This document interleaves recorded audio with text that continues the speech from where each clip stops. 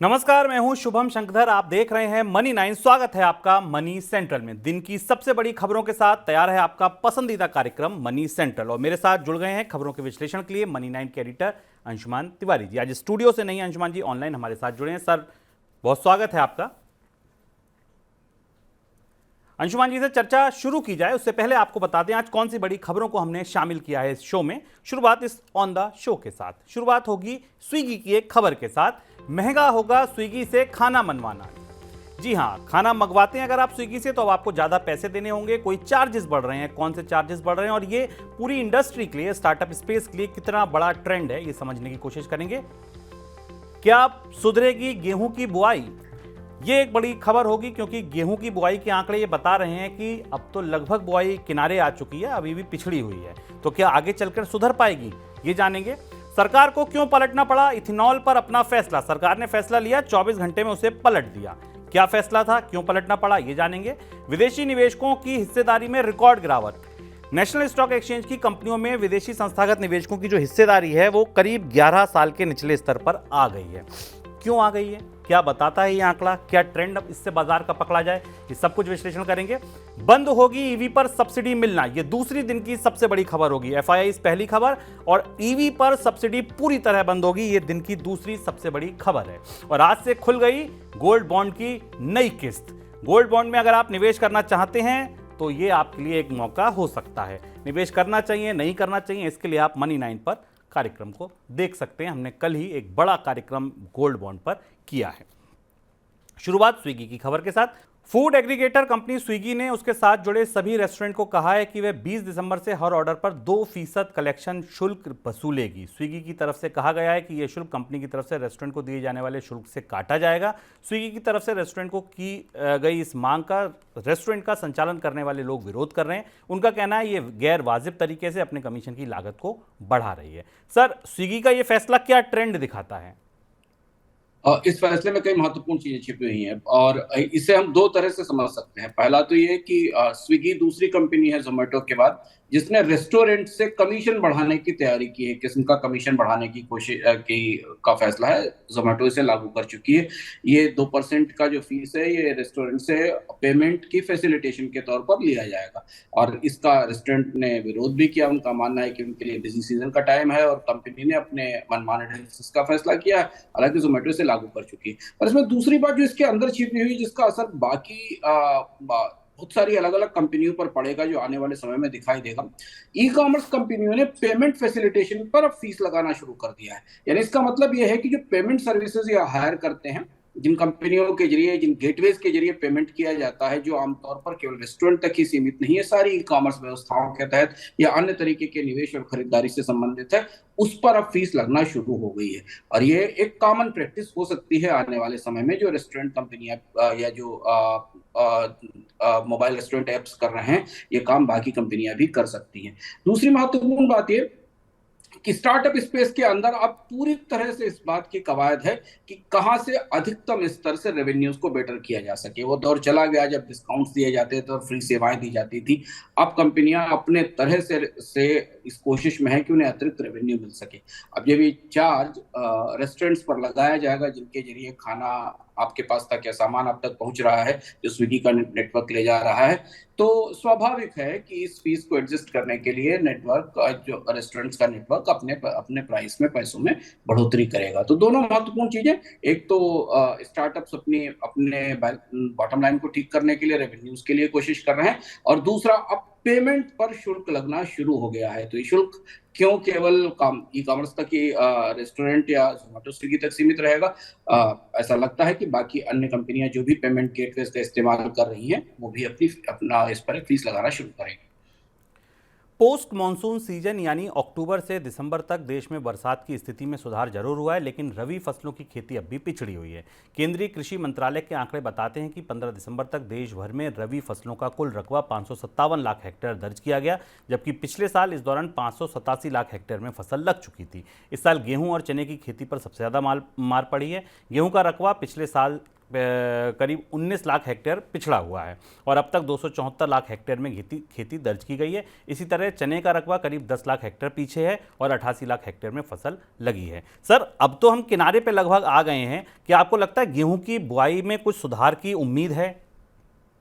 ये सबसे crucial phase था जो चल रहा है। मुझे लगता है एक हफ्ते डेढ़ हफ्ते में और स्थिति स्पष्ट हो जाएगी, लेकिन जिस बात की संभावना हम पहले से मनी सेंट्रल में बता रहे हैं लोगों को कि इस बार रबी के मौसम में भी वही चुनौतियां दिखाई दे रही हैं जैसी हमको खरीफ में दिखाई दी थी। और अब जब बुआई के आंकड़े हमारे पास आ रहे हैं और बुआई खासी पिछड़ी हुई और केवल गेहूं ही नहीं बाकी अन्य फसलों में भी जो रबी की महत्वपूर्ण फसलें उनमें पिछड़ी हुई है, अब इस बात की उम्मीद कम है कि इसमें तेज रिकवरी आने वाले 15 दिन में दिखाई देगी। दूसरा ये कि उत्तर भारत के तमाम हिस्सों में तापमान भी ऊंचा है, जैसा मौसम विभाग ने कहा था अपने के असर के तौर पर।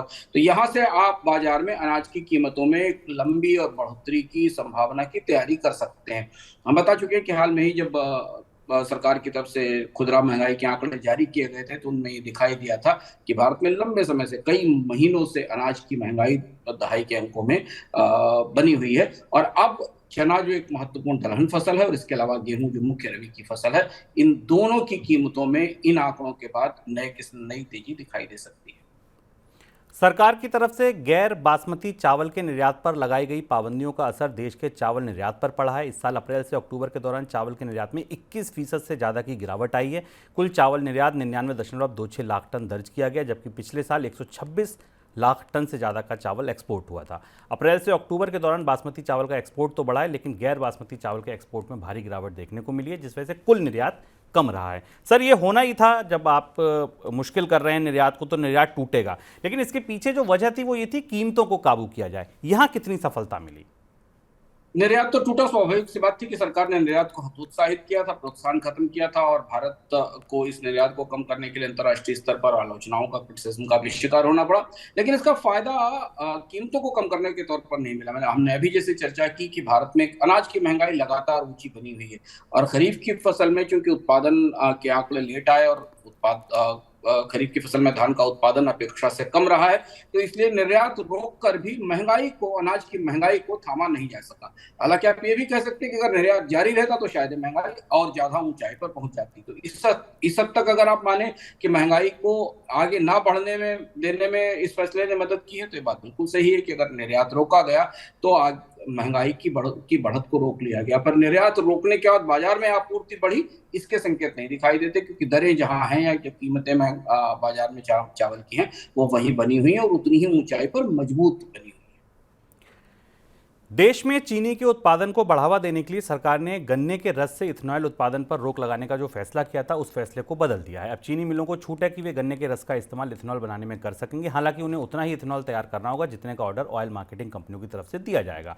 आदेश में इस बदलाव के बाद शेयर बाजार में चीनी कंपनियों के शेयरों में खासी तेजी देखने को मिल रही है। सर, सरकार को ये अपना फैसला पलटना क्यों पड़ा? हमने उसी दिन जिस दिन फैसला आया था, शुभम याद होगा दर्शकों को, कि हमने इस पर चर्चा की थी और एक किस्म का शॉकर था ये, और इसका असर उसी दिन शेयर बाजार में चीनी कंपनियों की तरफ से दिखाई दिया था। एथेनॉल एक ऐसा उत्पाद है जिसमें चीनी कंपनियों को तत्काल पैसा मिल जाता है, जबकि चीनी के उत्पादन उसको बेचने के लिए तमाम नियम क्लियर होने के बाद कंपनियों की बैलेंस शीट में वो पैसा वापस आता है। तो एक बड़ा सपोर्ट था शुगर कंपनीज की इकोनॉमीज के लिए, पहली चीज। दूसरी महत्वपूर्ण बात यह कि यह फैसला एक किस्म का सरप्राइज था और सरकार का यू टर्न था। 6 महीने पहले तक सरकार इथेनॉल उत्पादन के और इथेनॉल को पेट्रोल डीजल को पेट्रोलियम ईंधन में मिलाने के लक्ष्य तय कर रही थी, टारगेट रख रही थी, और अचानक सरकार ने इसे वापस ले लिया। वजह यह थी कि गन्ने के रस का उपयोग चीनी को बनाने में किया जाना था। कंपनियों ने बड़ा कैपेक्स, बड़ा निवेश कर रखा है अपनी उत्पादन क्षमताओं में इथेनॉल के उत्पादन को लेकर, क्योंकि उनको लग रहा था कि लंबे समय तक चलने वाली मांग होगी। इन सारी चीजों ने सरकार को फैसला बदलने पर बाध्य किया। और फिर एक और फैसला ऐसा जो हम पिछले कई फैसलों की सीरीज में देख रहे हैं कि सरकार ने कोई फैसला लिया और उसके बाद वास्तविकता से उसका तालमेल नहीं दिखाई दिया और उसे वापस कर ले लिया गया। पार्शियली वापस लिया गया, शुरू पूरी तरह से नहीं लिया गया। पार्शियली ये है कि अगर तेल कंपनियां उनसे मांगेंगी और जितनी मांग उनके पास आएगी उतने गन्ने के रस के इस्तेमाल से उनको इथेनॉल का उत्पादन करना होगा। बाजार में इस फैसले से चीनी की कीमतों में कितनी कमी होगी तो स्पष्ट नहीं है, लेकिन चीनी कंपनियों की स्टॉक्स में थोड़ी रिकवरी और थोड़ा सुधार जरूर दिखाई दिया है। केंद्र सरकार सैटेलाइट टेलीकॉम सेवा देने वाली कंपनियों को प्रशासनिक आदेश के जरिए स्पेक्ट्रम का आवंटन कर सकती है। नए टेलीकॉम बिल में इस कंपनियों को प्रशासनिक आदेश से स्पेक्ट्रम दिए जाने का प्रावधान हो सकता है। ऐसा होता है तो एलन मस्क की स्टारलिंक, भारती की वनवेब जैसी सैटेलाइट कंपनियों को फायदा होगा, लेकिन देश की सबसे बड़ी टेलीकॉम कंपनी जियो इस पर आपत्ति जता रही है। जियो ने स्पेक्ट्रम के आवंटन में नीलामी प्रक्रिया की मांग की है। प्रशासनिक आदेश से आवंटन पर आपत्ति जताई है। सर, ये खींचतान क्यों मची है? सैटेलाइट कंपनियों को लाइसेंस देने की तैयारी पहले से चल रही है। सैटेलाइट इंटरनेट भारत में आने वाला है। जियो ने इस बात का विरोध भी किया क्योंकि जियो का अपना नेटवर्क अभी आना है। भारत में वनवेब एयरटेल के साथ सैटेलाइट इंटरनेट देने को तैयार है। ये क्षेत्र भारत में ओपन हो रहा है, इस बात की संभावना है। जो नया टेलीकॉम बिल आया है इसमें अब इसके लिए अलग से कोई कानून बनाने की व्यवस्था नहीं होगी, बल्कि इसके लाइसेंस देने के लिए सरकार एडमिनिस्ट्रेटिव ऑर्डर जारी कर सकेगी, जो एक महत्वपूर्ण डिपार्चर है पुरानी पॉलिसी से। आमतौर पर स्पेक्ट्रम एलोकेशन के लिए कानून और नीतियों में बदलाव की जरूरत होती थी। एक और महत्वपूर्ण बात इस टेलीकॉम विधेयक में है जो संसद में आज पेश किया गया, उसमें यह है कि जब इससे पहले इस टेलीकॉम कानून की चर्चा चल रही थी शुभम, तब ये बात थी कि ओटीटी कंपनियों को भी टेलीकॉम रेगुलेशन बिल के दायरे में लाया जाएगा। इस बात की संभावना थी कि जितनी ओटीटी सर्विस देने वाली कंपनियां हैं उन पर टेलीकॉम रेगुलेशन की व्यवस्था लागू होगी। खासतौर पर व्हाट्सएप और टेलीग्राम जैसे जो शॉर्ट मैसेजिंग एप्स हैं जिनका इस्तेमाल बहुतायत में भारत में होता है, उन्हें इसमें शामिल किया जाएगा। लेकिन अंततः दोनों तरफ से दबाव था। कंपनियों ने इसका खासा विरोध किया था ओटीटी कंपनियों ने। अब जो बिल का प्रारूप संसद के सामने आया है, जो बिल का मसौदा आया है, जो बिल के प्रावधान है, उसमें ओटीटी कंपनियों को, टेलीग्राम, व्हाट्सएप जैसे एप्लीकेशंस को इस बिल से बाहर रखा गया है।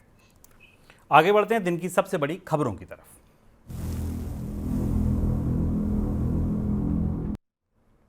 भारतीय शेयर बाजार में लिस्टेड कंपनियों में विदेशी संस्थागत निवेशक यानी एफपीआई की हिस्सेदारी लगातार कम हो रही है और घरेलू संस्थागत निवेशकों की हिस्सेदारी लगातार बढ़ रही है। इस साल सितंबर तिमाही के दौरान लिस्टेड कंपनियों में एफआई की हिस्सेदारी 18% दर्ज की गई है, जो 11 साल में सबसे कम है। 11 साल का ये निचला स्तर है। इस दौरान घरेलू म्यूचुअल फंड्स की हिस्सेदारी बढ़कर 9% हो गई है, जो अब तक का रिकॉर्ड है। इस बीच शेयर बाजार में एफपीआईज की खरीदारी की बात करें तो 2023 में अब तक एफपीआईज ने 1.5 लाख करोड़ रुपए का निवेश किया है। सर, इस आंकड़े को कैसे समझा जाए? ये आंकड़ा काफी दिलचस्प शिफ्ट दिखा रहा है भारतीय शेयर बाजार के भीतर, और इसे देखने के दो अलग अलग नजरिए हो सकते हैं और दोनों नजरिए देखना समझना हमारे लिए जरूरी है। 18% की हिस्सेदारी भारतीय शेयर बाजार में विदेशी निवेशकों की घटकर आ गई, जो 11 साल का न्यूनतम स्तर। इनफैक्ट नवंबर का अगर आप आंकड़ा देखो तो 16% रह जाती, 16.6% रह जाती, पर तिमाही आधार पर 18% के आसपास है। प्रत्यक्ष रूप से अगर आप ये देखें तो आपको दिखाई देगा कि विदेशी निवेशक भारतीय बाजार से बिकवाली कर रहे हैं और निकल रहे हैं, और उनकी जगह भरने के लिए घरेलू म्यूचुअल फंड निवेशक आ गए। अब म्यूचुअल फंड निवेशकों में म्यूचुअल फंड भी हैं, ईपीएफओ भी है, और भी बहुत सारे संस्थान संगठन हैं जिनका पैसा बाजार में पहुंच रहा है। तो अगर सुर्खियों के आधार पर देखा जाए तो आप कह सकते हैं कि भारतीय शेयर बाजार की निर्भरता विदेशी कंपनियों पर कम हो रही है, और घरेलू निवेशक अब बाजार को संभालने के लिए आगे आ गए। और ये बात हमने देखी हाल की तेजी में कि बाजार में हाल की तेजी में भी बड़ी हिस्सेदारी म्यूचुअल फंड कंपनियों की रही। तो बाजार की गहराई की दृष्टि से, बाजार की ड्रिफ्ट की दृष्टि से, बाजार में गहराई बढ़ाने की दृष्टि से ये बड़ा और महत्वपूर्ण बदलाव है, ये बड़ा शिफ्ट है। आज से 2 साल पहले, 3 साल पहले तक भारतीय शेयर बाजार विदेशी निवेशकों के फैसलों से प्रभावित होते थे। अब स्थायी रूप से छोटे निवेशकों ने आना शुरू किया, और पिछले 7-8 सालों में भारत में छोटे निवेशकों का जो पैसा बाजार में पहुंचना शुरू किया है, वह उसने भारतीय बाजार को एक खास किस्म की स्थिरता दी है। ये कहानी छोटे निवेशकों की तरफ से। पर विदेशी निवेशकों का भारतीय बाजार से निकलना एक अलग से अध्ययन का और चुनौती का विषय है कि विदेशी निवेशक कई और भी किस्म के संकेत बाजार को देते हैं। किसी अर्थव्यवस्था में उनका निवेश आना, किसी स्टॉक्स का उनका चुनाव, उनके आने और जाने के समय, यानी उनका किस प्राइस वैल्यूएशन पर बाजार में एंटर करना, किस वैल्यूएशन पर एग्जिट करना, ये सारे और भी ऐसे संकेत हैं जो बाजार की तस्वीर को दूसरी तरफ से देखने के लिए बाध्य करते हैं, और ये बताते हैं कि विदेशी निवेशकों का नजरिया भारतीय बाजार को लेकर अब कुछ ज्यादा मुनाफा वसूली परस्त हो रहा है। यानी स्थायी निवेश से ज्यादा अब इस कोशिश में है कि वो तात्कालिक तौर पर मुनाफे निकाल सकें। ये बात हमने केवल सेकेंडरी मार्केट में नहीं, शुभम, प्राइमरी मार्केट में भी देखी। प्राइमरी मार्केट में भी आईपीओ में विदेशी निवेशकों ने बड़ा निवेश किया और लिस्टिंग गेन्स के फायदे उठाए। सर, दो तीन चीज़ें बड़ी इंपॉर्टेंट हैं। अब अगर बाजार के नज़रिए से आप देखें, बजट हालांकि इस बार पूरा नहीं होगा, अंतरिम बजट होगा, उसके बाद इलेक्शन है लोकसभा का, एक इलेक्शन भी बड़ा ट्रिगर होगा, और इसके बाद पूरी भारत की ओवरऑल ग्रोथ स्टोरी जिस पर बातचीत हो रही है, दुनिया भर में मंदी और उसमें भारत के जो आकलन आ रहे हैं वो भी हमारे सामने है। इस स्टोरी में अगर हम इस आंकड़े को समझें, क्या एफआईआई वापसी करेंगे या आपको लगता है नहीं बिकवाली करके निकल गए हैं? किस तरह आप इस आंकड़े को देखते हैं भारत की ग्रोथ स्टोरी की रोशनी में? एफआईएस के फैसले दो तीन पहलुओं पर आधारित होते हैं। पहली चीज तो एफआईएस की कॉस्ट ऑफ फंड क्या है। तो अभी उनकी कॉस्ट ऑफ फंड के हिसाब से उनके पास जो एडवांटेज है वो ज्यादा सुरक्षित निवेश में विदेश के बाजारों में है। हालांकि बॉन्ड यील्ड में गिरावट आना शुरू हुई है, लेकिन अभी दुनिया की किसी भी बड़ी अर्थव्यवस्था ने ब्याज दरों में कमी की प्रक्रिया शुरू नहीं की। संकेत तो दिए केंद्रीय बैंकों ने कि अगले साल से ब्याज दरों में कमी की जाएगी। तो इस दृष्टि से विदेशी निवेशकों को बेहतर रिटर्न अभी उपलब्ध है उन सिक्योर्ड इन्वेस्टमेंट इंस्ट्रूमेंट्स में, बॉन्ड्स में, जो अंतर्राष्ट्रीय बाजार में है। पहली चीज तो ये। दूसरी बात यह कि भारतीय शेयर बाजार में विदेशी निवेशकों के व्यवहार में इस किस्म का बदलाव हुआ है कि अब विदेशी निवेशक काफी चूजी हैं और अलग अलग स्टॉक्स में इन्वेस्टमेंट कर रहे हैं, जब ब्रॉडर मार्केट में उनके निवेश धीमे धीमे घट रहे हैं। यानी वो भारतीय शेयर भारत की ग्रोथ स्टोरी को अब बड़ी तस्वीर के तौर पर खरीदने के बजाय वो छोटी छोटी कंपनियों पर टारगेट कर रहे हैं। जब आप इंडेक्स में या किसी देश के इंडाइसेस को देखते हैं तो आपको लगता है कि बड़े मैक्रो पिक्चर के साथ ड्राइव होता है, और स्टॉक्स एक अलग तरीके के कॉम्बिनेशन के कारण उस कंपनी की अपनी संभावना है बाजार में, उसके पास कितना हिस्सा है, वो मोनोपोली का हिस्सा है, डुओपोली का हिस्सा है, या उसके पास किस तरीके के ऑर्डर्स हैं, इन पर आधारित होती है। तो भारत विदेशी निवेशकों ने अपनी रणनीति में बदलाव किया है। अब दो तीन बड़े इवेंट सामने हैं। एक तो इंटरिम बजट है, हालांकि इंटरिम बजट से कोई बड़ा फर्क नहीं पड़ेगा, लेकिन इसके बाद भारत में चुनाव होने हैं, और अगली बार दुनिया की अर्थव्यवस्था में कई सारे बड़े बदलाव 2024 में होने वाले हैं। चीन की आर्थिक विकास दर को लेकर गिरावट के संकेत हैं, ब्याज दरों में बढ़ोतरी की प्रक्रिया थोड़े लंबे समय तक और जारी रहने वाली है। ऐसी परिस्थिति में यह देखना दिलचस्प होगा शुभम कि भारत के विदेशी निवेशक इस समय जिस स्तर से बाजार से निकल रहे हैं वो तो स्पष्ट रूप से मुनाफा वसूली, क्योंकि वो अपने शेयर्स बेचकर म्यूचुअल फंड्स को और बाकी लोगों को दे रहे हैं। अगर यहां से स्टॉक मार्केट ऊपर जाएगा तो वो बाजार, अगर यहां से और ऊपर जाता है बाजार, तो वो बाजार क्या उनके लिए उतना आकर्षक रह जाएगा जिस आकर्षक स्तर पर वो आज से 2 या 3 साल पहले बाजार में आए थे और आज प्रॉफिट बुकिंग करके निकल रहे हैं। और अगर ऐसा नहीं होता है तो भारतीय बाजार में उनके लिए जो एंट्री की कॉस्ट है वो और ज्यादा बढ़ती चली जाएगी। और शायद जिन स्टॉक्स को वो चुनने की कोशिश कर रहे हैं, क्योंकि अब स्टॉक स्पेसिफिक इन्वेस्टमेंट हो रहा है, उन्हें वो स्टॉक शायद उस कीमत पर मिलेंगे कि नहीं मिलेंगे, एक पहलू इसको देखने का ये हो सकता है।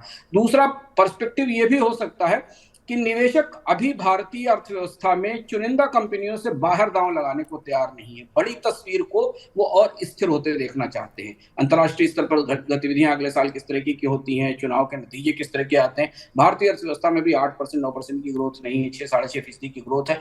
के शेप की स्टोरी उनको समझने की कोशिश कर रहे हैं, कस्मों टाउन्स में जाकर जानने की कोशिश कर रहे हैं कि दरअसल भारतीय बाजार में ग्राहक कहाँ बचे हुए हैं, उपभोक्ता कहाँ उपलब्ध हैं। ये सारी चीजें सेटल होने में थोड़ा समय लगेगा, और इसलिए भी ऐसा लगता है कि वो अपने बाजार के किनारे पर इंतजार करेंगे और सिलेक्टिव इन्वेस्टिंग करेंगे।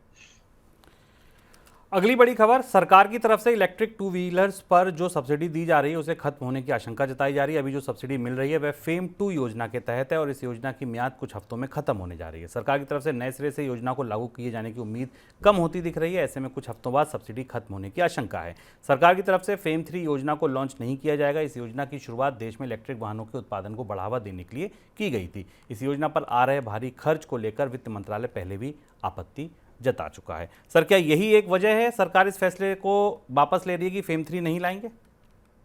पूरी दुनिया और खासतौर से भारत अब इलेक्ट्रिक व्हीकल्स पर सब्सिडी की नीति को लेकर वापस पीछे लौट रहा है। हमने 2-3 साल पहले तक अति उत्साह में दुनिया के देशों की तरफ से इलेक्ट्रिक व्हीकल पर बड़ी सब्सिडी देखी थी। भारत में तो पूरा का पूरा इलेक्ट्रिक व्हीकल की बिक्री का लक्ष्य ही सब्सिडी पर केंद्रित कर दिया गया था। आप नीति आयोग का वो दस्तावेज याद करिए जिसमें ये कहा गया था कि अगर भारत अपने इलेक्ट्रिक व्हीकल्स की प्राइस पर सब्सिडी देगा और उनकी कीमत आधी तक कम कर देगा तो भारत में बड़ी संख्या में बड़े पैमाने पर जो पेट्रोल से चलने वाले टू व्हीलर्स हैं उन्हें बाहर किया जा सकता है। लेकिन अब एक खास किस्म का पुनर्विचार शुरू हुआ है, और उसकी बड़ी वजह यह है कि फेम 2 या फेम 1 जैसी स्कीमों से और सब्सिडी देने से भी भारत में प्रदूषण या पॉल्यूशन पर या वाहनों के बदलाव से से भारत के पर्यावरण की परिस्थिति में कोई बड़ा बदलाव नहीं हुआ।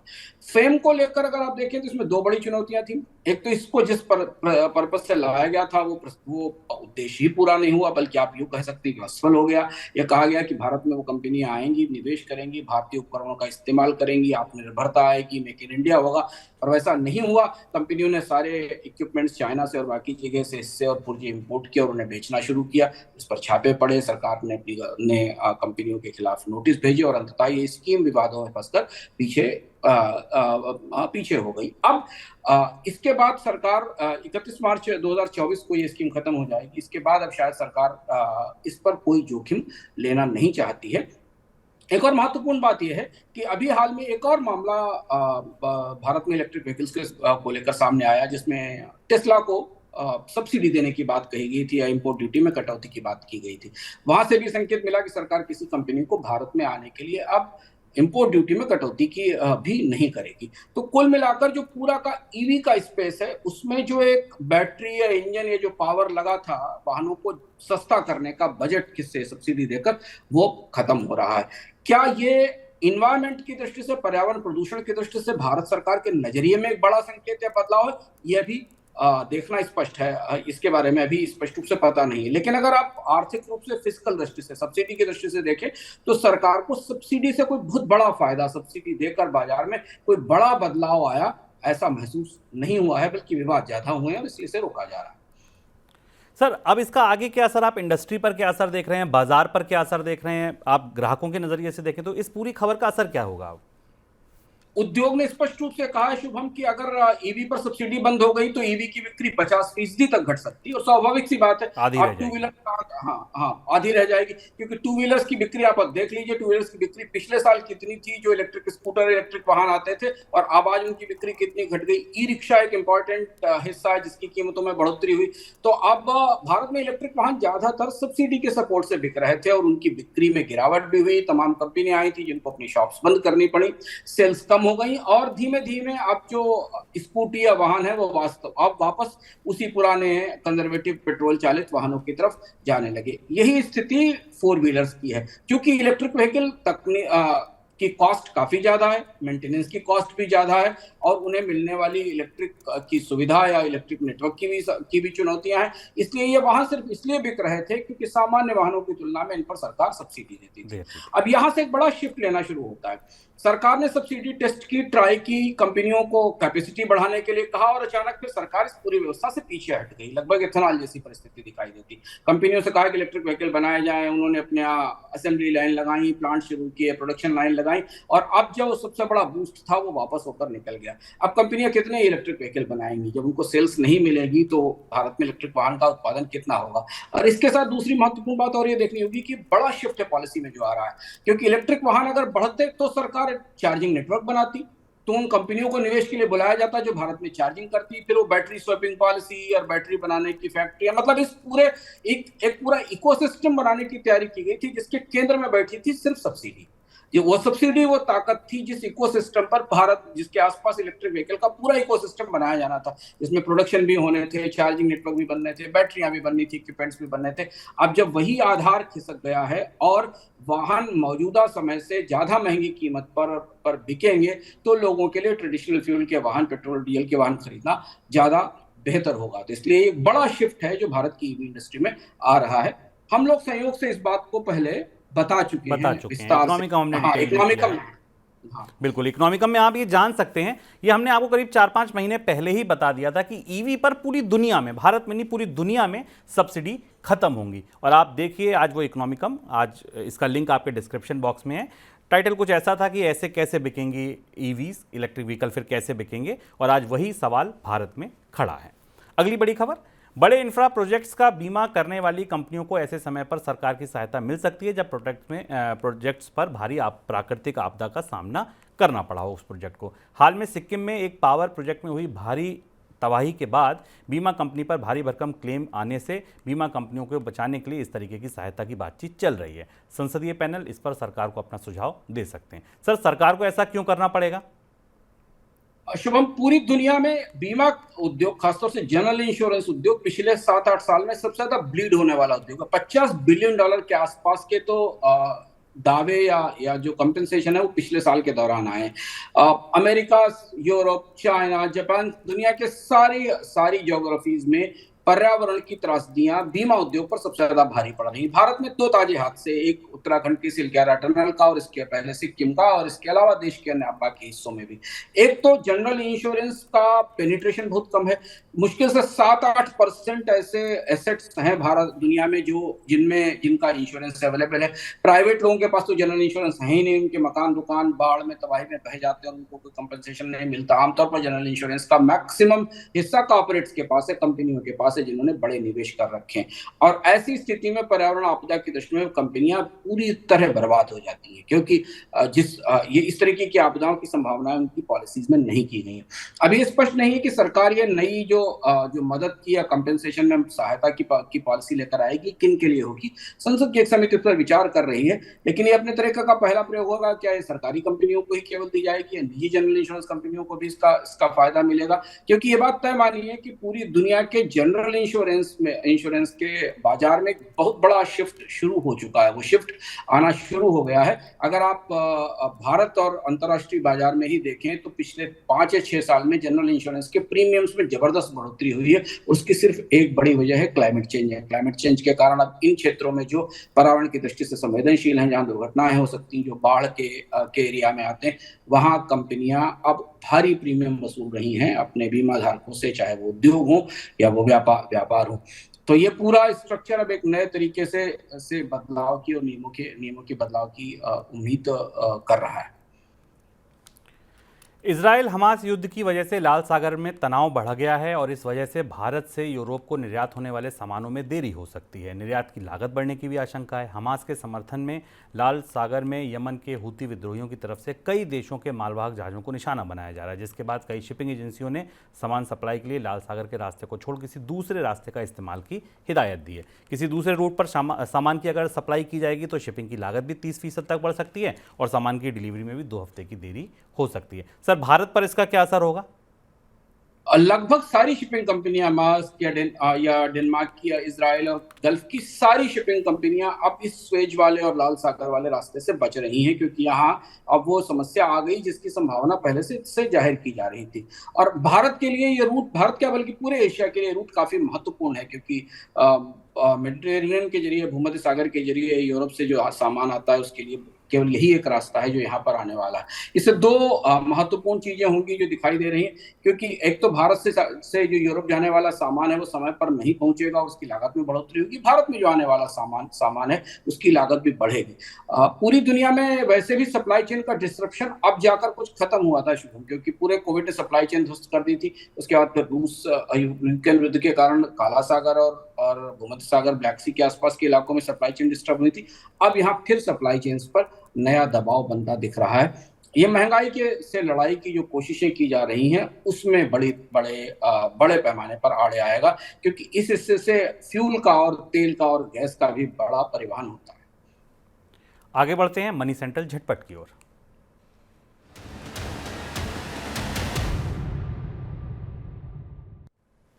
सॉवरेन गोल्ड बॉन्ड में निवेश की अगली किस्त खुल गई है। निवेश के लिए ये किस्त 18 से 22 दिसंबर तक खुली रहेगी और निवेश के लिए जो भाव तय हुआ है वह 6199 रुपये प्रति ग्राम का है। बाजार भाव के मुकाबले ये कीमत काफ़ी कम है। इसके बाद निवेश के लिए अगली किस्त फरवरी में खुलेगी। नवंबर के दौरान भारत के विदेश व्यापार में गिरावट देखने को मिली है। वस्तु निर्यात करीब 2.83% घटकर 33.9 अरब डॉलर दर्ज किया गया है। इंपोर्ट में भी 4.33% की गिरावट आई और कुल 54.48 अरब डॉलर का वस्तु आयात हुआ है। इंपोर्ट और एक्सपोर्ट में आई इस गिरावट की वजह से नवंबर के दौरान व्यापार घाटा भी कम होकर 20.58 अरब डॉलर दर्ज किया गया है। अक्टूबर के दौरान वस्तु व्यापार घाटा 29.91 अरब डॉलर का था, जो अब तक का रिकॉर्ड है। कर्ज संकट में फंसी करीब 8 महीने से बंद पड़ी एयरलाइंस गोफस्ट की बिक्री की उम्मीद बढ़ी है। 3 एयरलाइन कंपनियां गोफस्ट को खरीदने का मन बना रही हैं। इनमें भारतीय कंपनी स्पाइस जेट के अलावा मिडिल ईस्ट की कंपनी स्काई वन और अफ्रीका की कंपनी सफरिफ इन्वेस्टमेंट शामिल है। गोफस्ट के रेजोल्यूशन प्रोफेशनल को इन कंपनियों ने संपर्क किया है। गोफस्ट मई की शुरुआत से बंद पड़ी हुई है। सर, कोई टिप्पणी आपकी? निर्यात के आंकड़े निराशाजनक हैं। अक्टूबर के महीने में हमने पहली बार इस साल में देखा था जब निर्यात में थोड़ी बढ़ोतरी दिखाई दी थी। परिस्थितियां लौटकर वापस फिर गिरावट की तरफ आ गई। इसके साथ इंपोर्ट में कमी भी एक महत्वपूर्ण संकेत है जो बाजार में किसी न किसी तरह से डिमांड में कमी की तरफ इशारा भी कर रही है। हालांकि इन दोनों वजह से भारत का व्यापार घाटा कम हुआ है, पर अब ये साल बीतने के करीब है और निर्यात के मोर्चे पर भारत की चुनौतियां ठीक उसी तरह से कायम है। हमें इन आंकड़ों को इस रोशनी में देखना होगा कि UNCTAD ने हाल में ही और WTO ने इससे पहले अपनी रिपोर्ट में कहा था कि दुनिया के बाजार में डिमांड में कॉन्ट्रैक्शन होगा और वो कॉन्ट्रैक्शन अब पूरी दुनिया के बाजारों में निर्यात पर असर करता दिखाई दे रहा है। तो ये था हमारा आज का मनी सेंट्रल। कल फिर आएंगे नए संस्करण के साथ, तब तक के लिए दीजिए हमको इजाजत। नमस्कार।